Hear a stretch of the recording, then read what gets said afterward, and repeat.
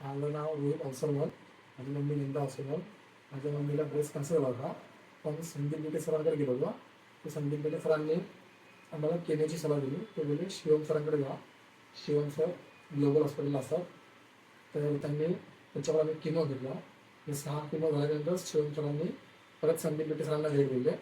संदीप बेटे सरांनी आम्हाला साई हॉस्पिटलचा ॲड्रेस दिला. बोलले तिकडे या, तिकडे ते खालीद सर अमित सर असतील, त्यांना भेट, ते तुझं ऑपरेशन फ्रीमध्ये करतील आणि ते CM फंड त्याच्या रेफरन्सला होऊन जाईल.